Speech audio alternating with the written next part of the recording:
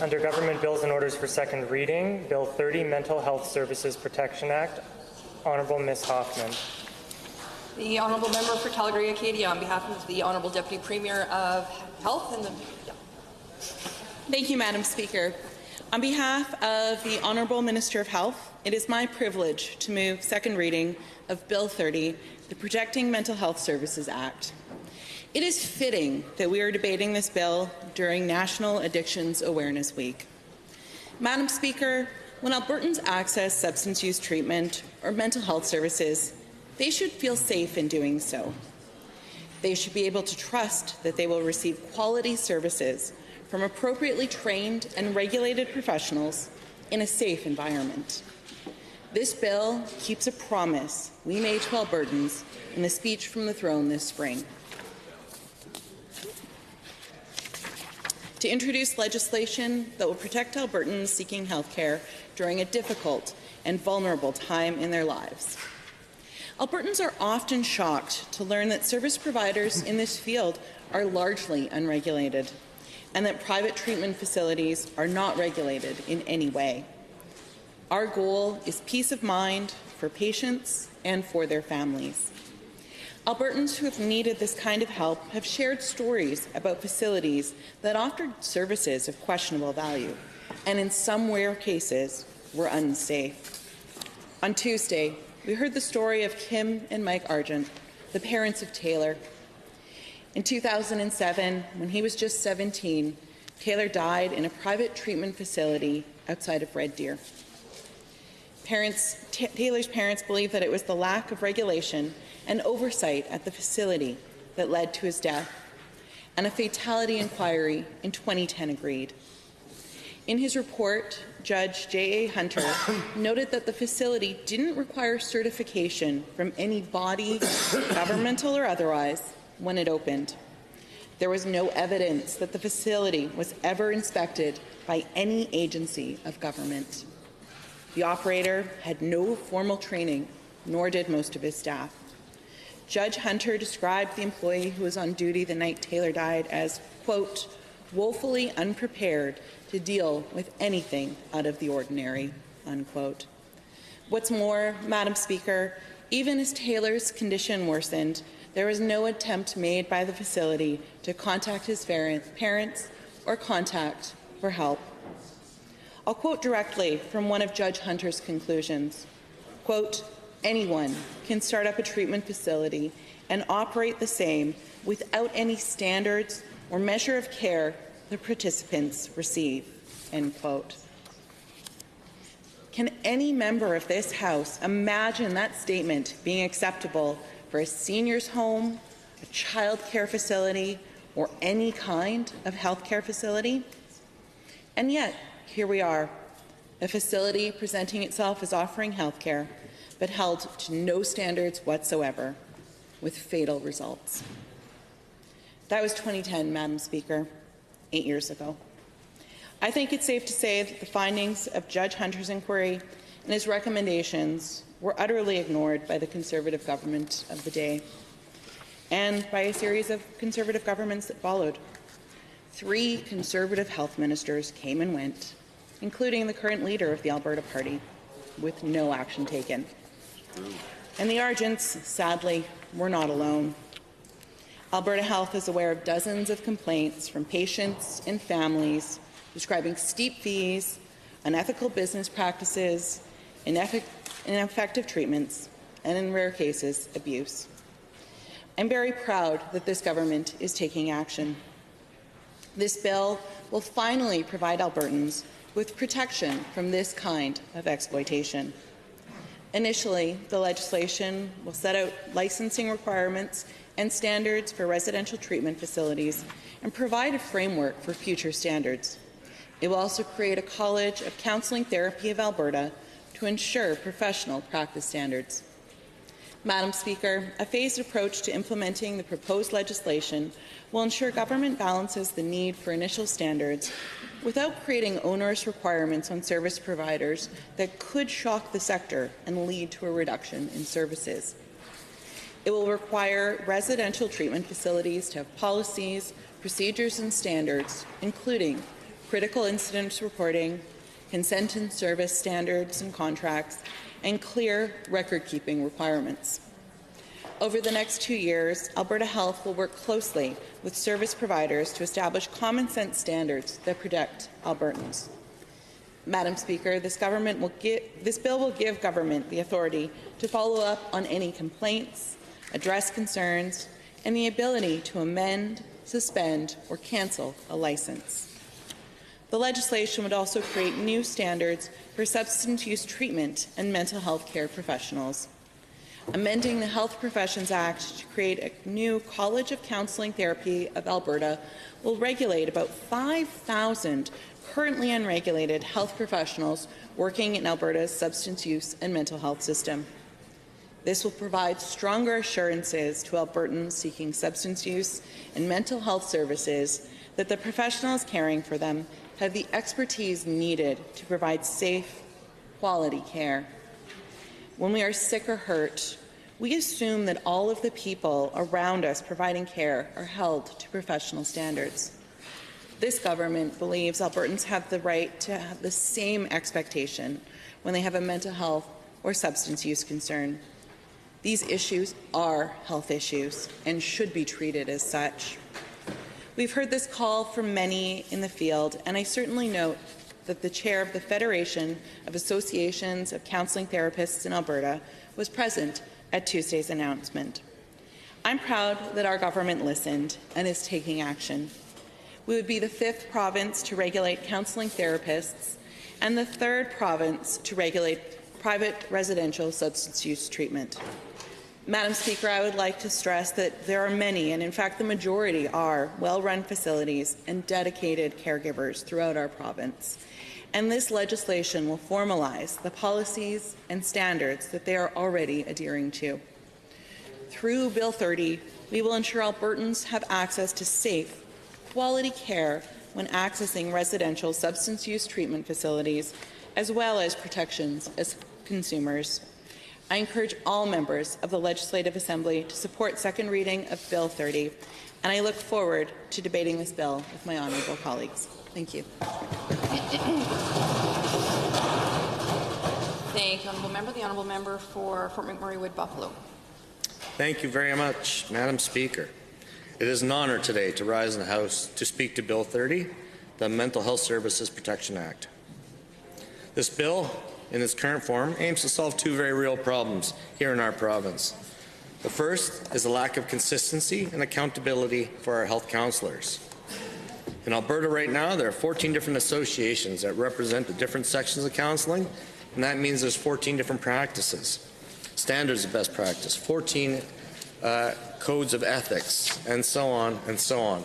And this leads to a great amount of discrepancies between the various sections, which does not benefit Albertans necessarily, nor result in better outcomes.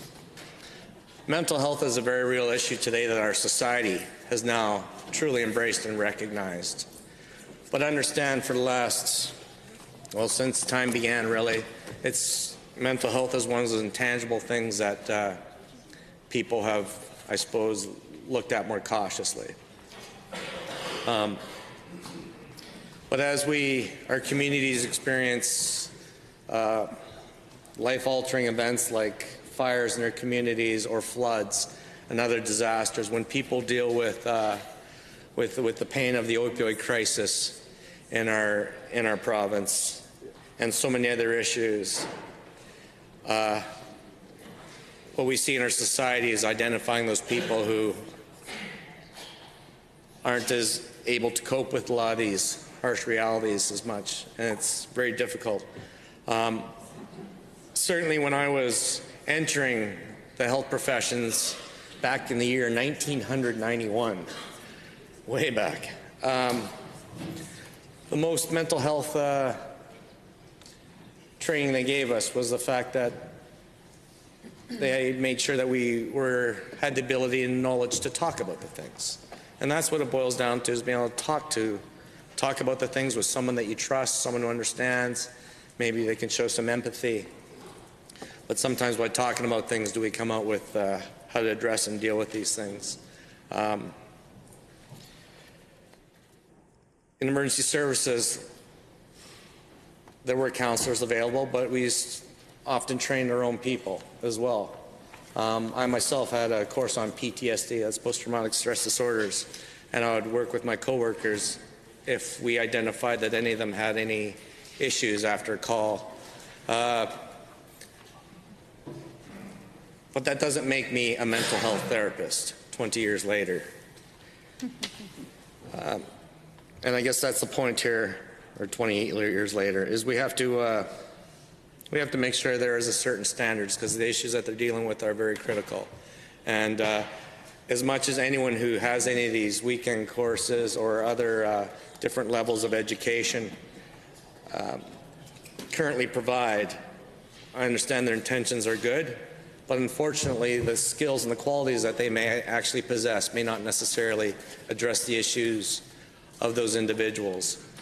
And it's for those reasons that that FACT Alberta, who represented all 14 associations in campaigning this government and this opposition and so many other people across the industry to regulate mental health therapists. And I think this is a good thing.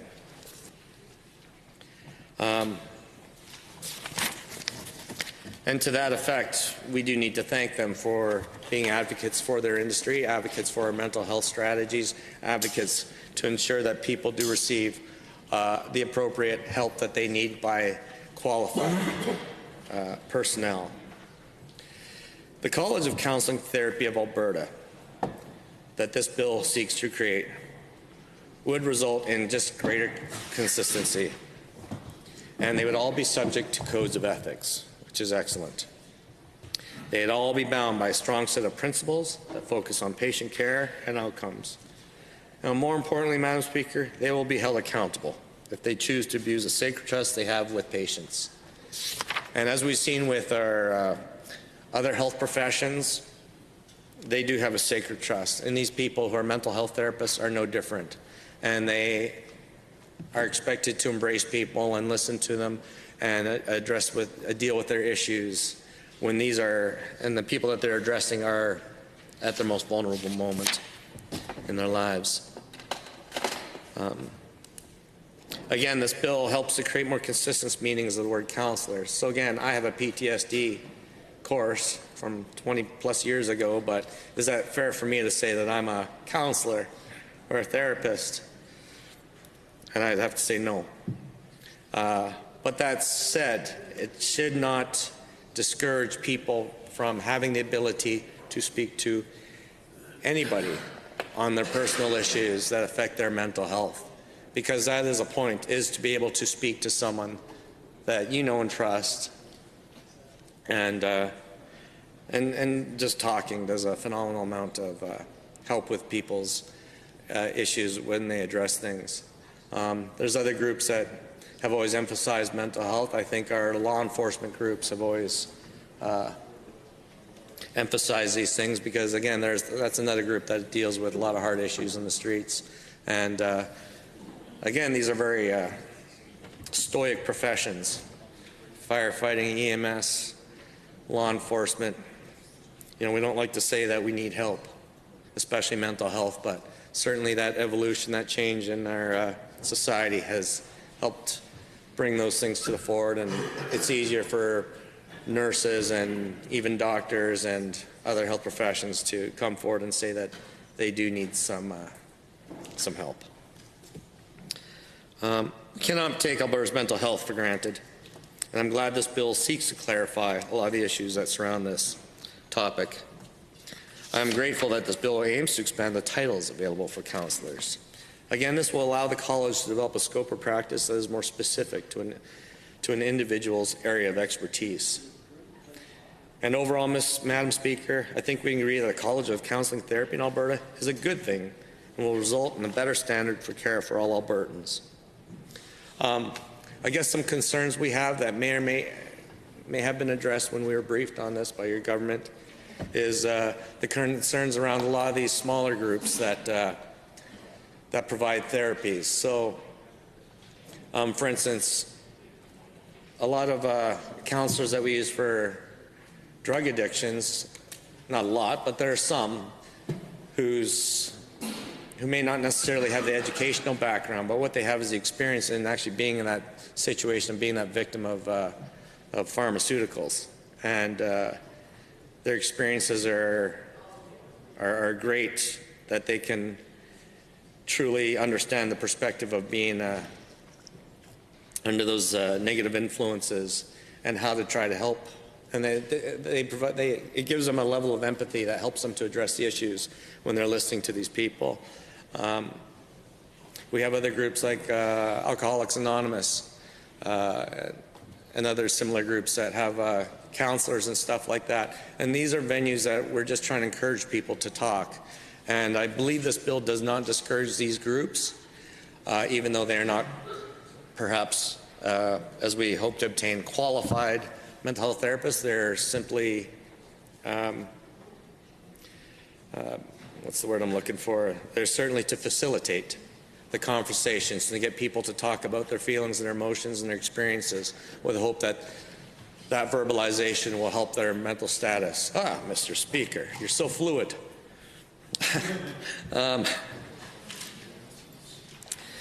The second area that this bill focuses on in its current form is the licensing of residential addiction treatment centers. And this is another good thing that comes from this bill. Currently, anyone can open a center, hypothetically, that deals with addictions and treatments. But again, they tend to be all over the board in regards to some of the positions that they hold within these organizations and the qualifications. So again, and some of these groups charge like substantial amounts of money in order to treat these people. So again, we just want to give anyone who is entering an addictions facility or treatment center the assurances that they're being helped and treated by qualified people. And this is a good thing. This is noble. We've heard stories from individuals who've lost their lives while in the care of some of these organizations. And we just need to make sure that these centers do have high standards in regards to their staffing. Now recognize that when people lose their lives and they're receiving treatment, it's not necessarily the center's fault. Let us be clear on that. But again, it is about just assuring that they do have a minimum standard so that we as a public have assurances that these facilities are good and real. Because many of these facilities require donations from community members, from Albertans. And we want to make sure that the money that we're donating to goes to a proper, legitimate cause that realistically addresses the issues. So again, the standardizations that we're going to put in here, I think, are excellent. By bringing this bill forward in its current form, we are ensuring that these centers will be regulated and will have to adhere to a high standard of practice. And they will also be held accountable if they do not follow proper procedures. The procedures include the requirement to create and maintain records. They must also send records to directors. And if any of this is not done, the center risks a license cancellation and would be unable to apply for a new license for 2 years after the decision. And a question I might have about this, though, is in regards to the volume of records that is being expected is, well, unfortunately, these are the things that come with regulation. Is now a lot of these small agencies, quite honestly, are going to be burdened by the fact that they do have to be held accountable, and their records are going to have to be that much more firm. And it will be difficult on them. There's also the financial burden that this creates with all the work in becoming a legislated body and all the work in becoming a licensed premise. They will have to invest money to ensure that their facility and that their resources are upgraded and that their guidelines and everything else are up to date. And again, that all requires effort, which requires sometimes financial obligations. So that is the one negative to this, I suppose, is the increased financial burden, but with respect to the fact that it is a necessary. it is necessary.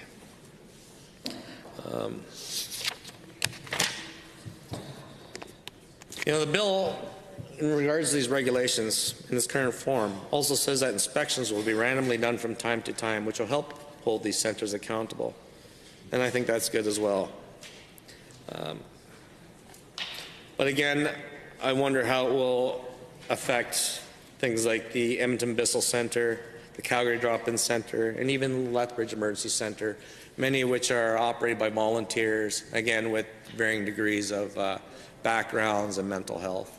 So we don't want to discourage a lot of these things because,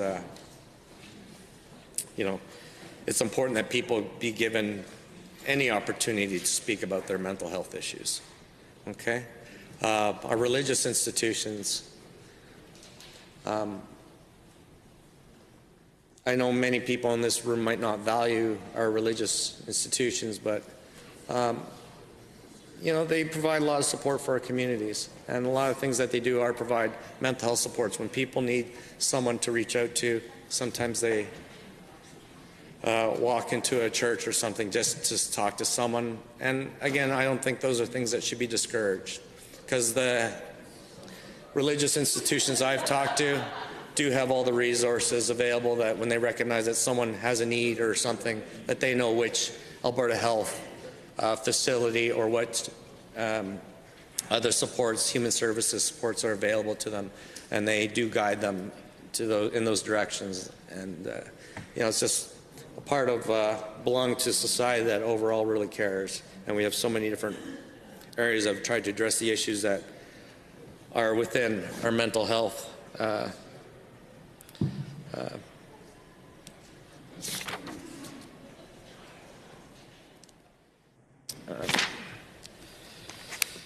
And if there is any guidance I could provide on this bill, it would be to tighten up the language used to describe a residential addiction treatment service. In its current use, it quotes, quote, a residential addiction treatment service means services provided to individuals who have an addiction in which overnight accommodation is provided for all or part of the duration of the services and includes without limitation withdrawal management services, but does not include services provided in an approved hospital as defined in the Hospitals Act or services provided by a person or service provider exempted by the regulations, end quote.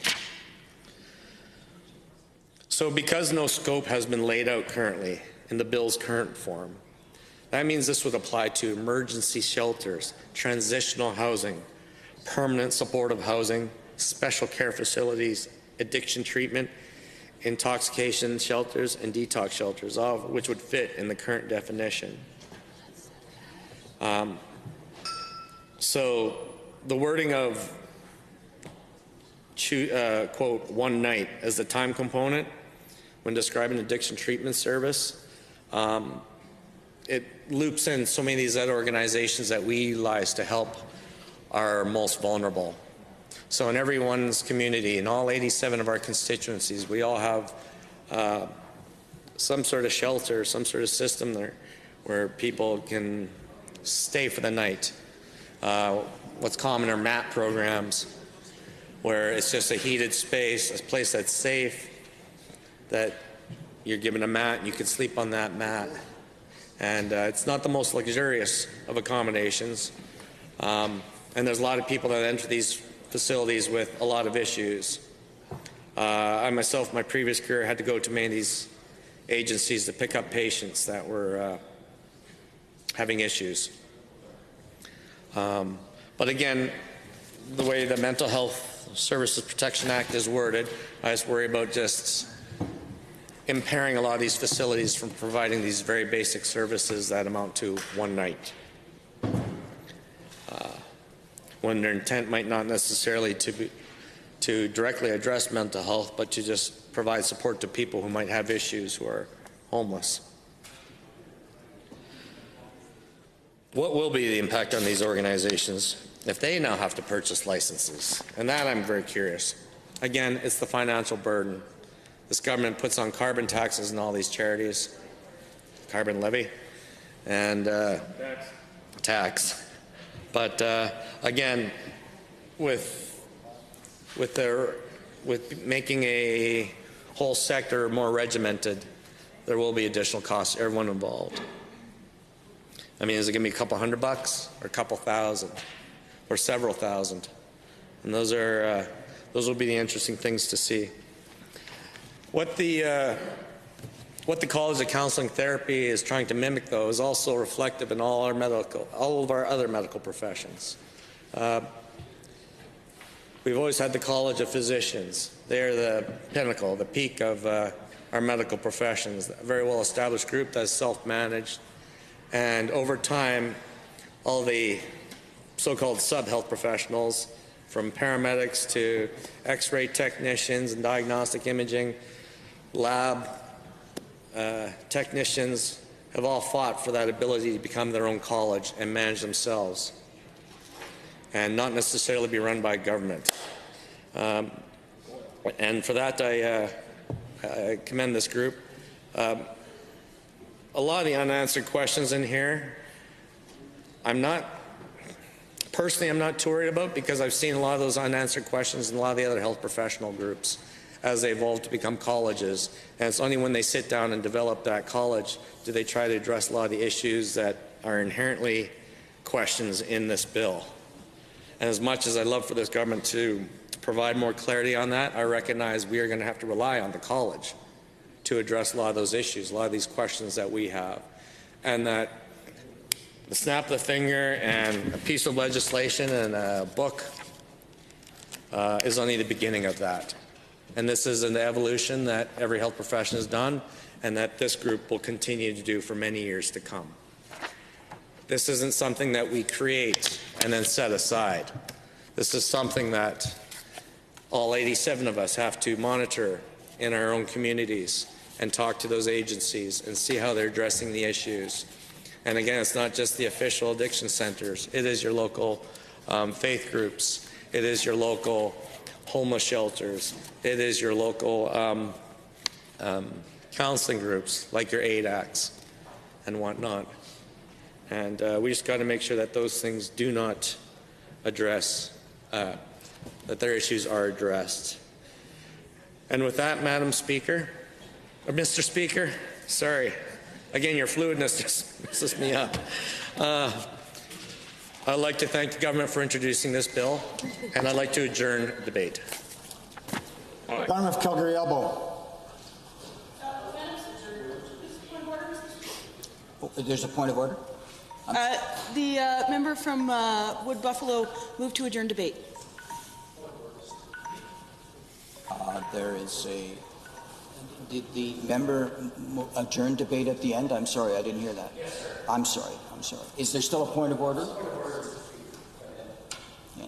I'm not convinced that the honourable member managed to get the words adjourn debate out before the time signal had expired. Yeah.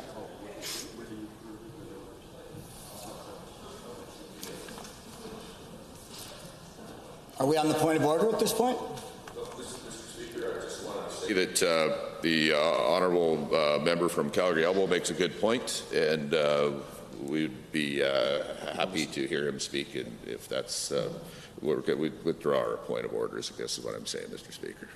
Oh, okay. The member from Calgary Elbow.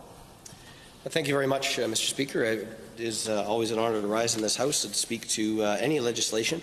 But speaking to an important piece of legislation such as Bill 30, which really speaks to the heart of one of the issues that is most important to our province and our communities, and something I hear a lot about in my constituency office and in my travels and talking with Albertans, both my constituents in Calgary Elbow and beyond, and that is mental health.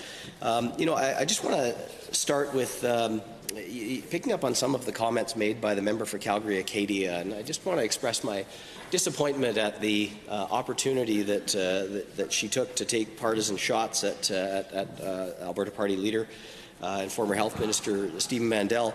And what is so disappointing is that this is a piece of legislation that I think very likely we will support on this side of the House, and I just think that that it really does a disservice both to the importance of the topic of this legislation, but also just to the overall tone and tenor of debate in this Assembly when we see unnecessary partisan shots lobbed across the aisle here, and I just, it's not like that particular member. I don't know whether this is some grand strategy kind of cooked up behind the scenes, and then she's part of that, or if that's something that she genuinely, takes to heart.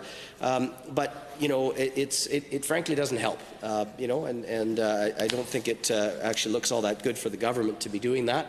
We seem to see that tactic being adopted increasingly as shots at the Alberta Party itself, and I can only conclude, Mr. Speaker, that they obviously see the Alberta Party as a threat in the next election. So here we are. But having said that, I think that the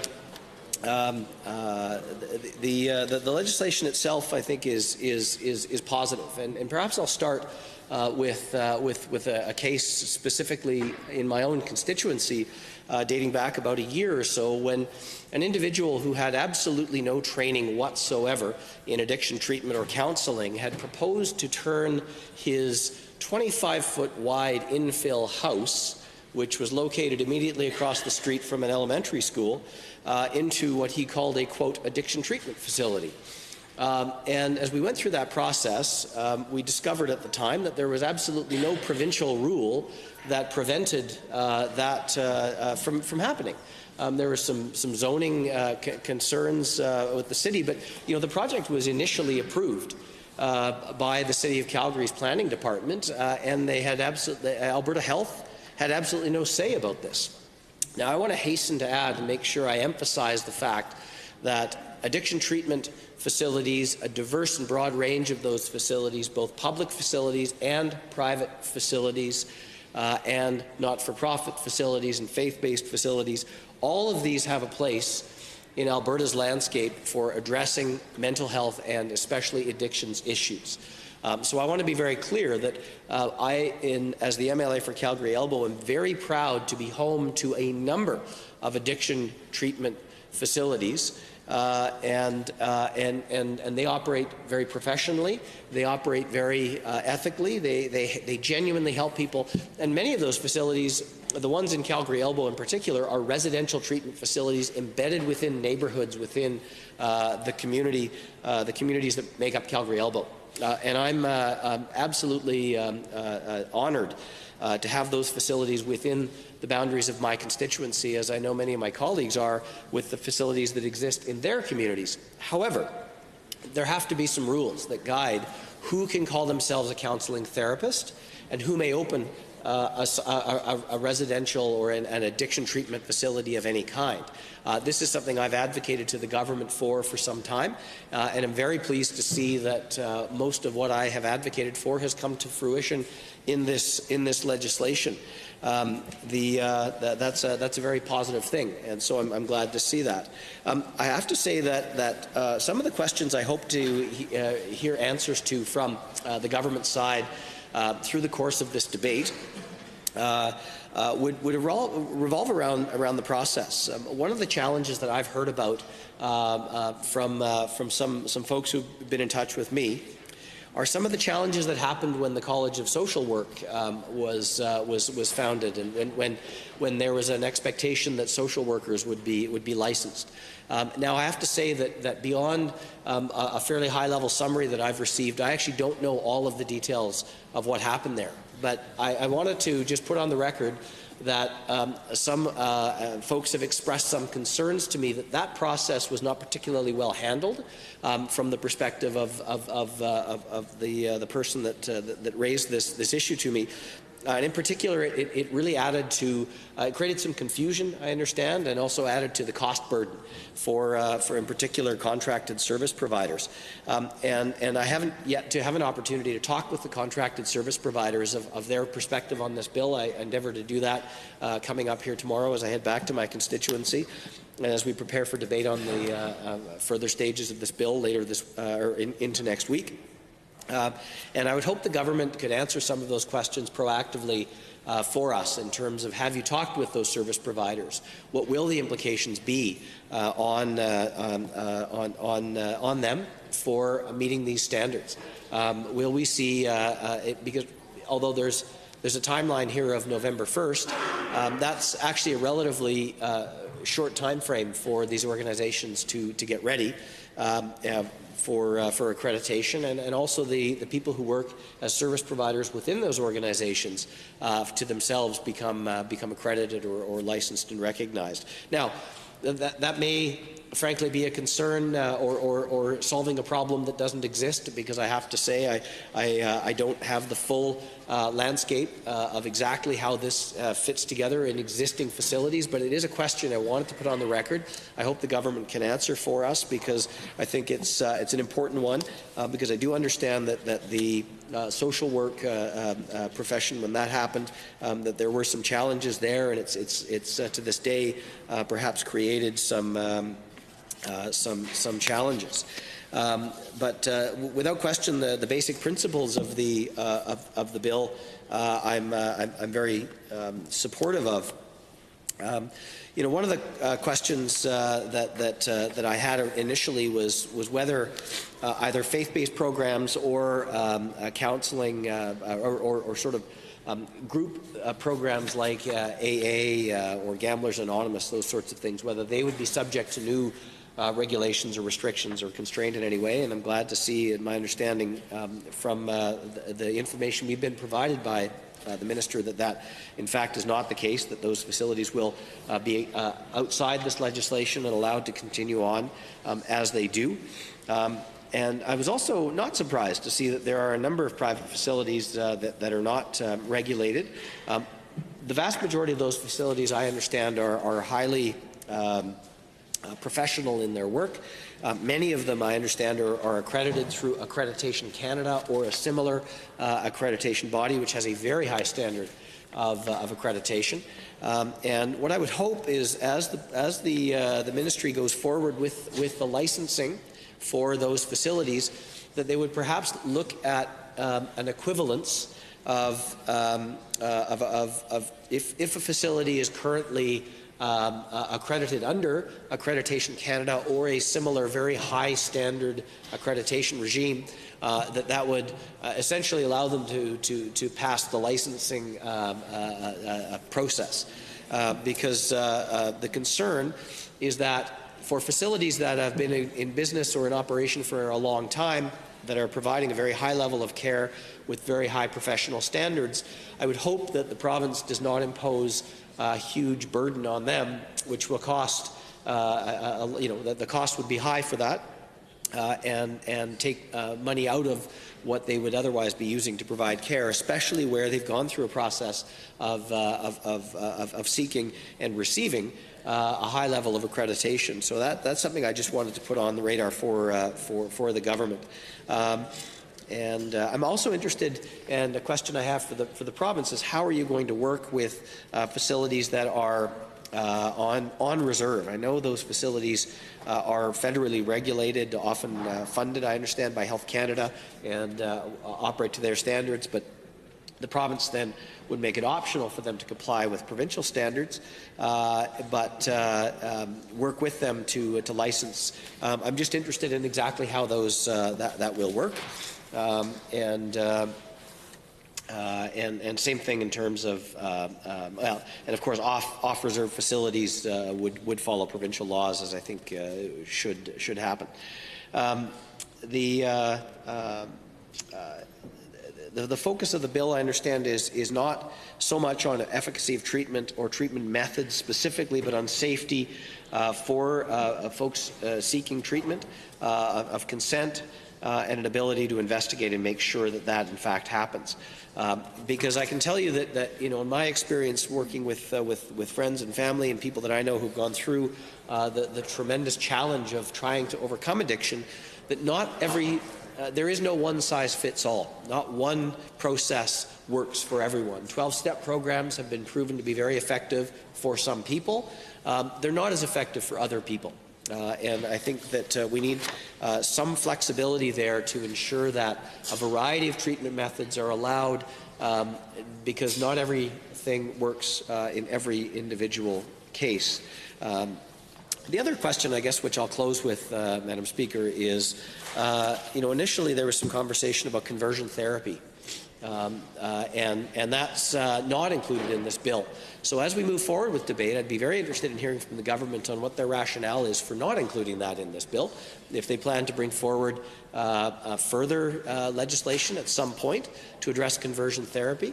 I understand there's a private member's bill potentially that may be coming from the government side, which would address that. I think, given the lateness of the calendar, perhaps we won't get to that this fall.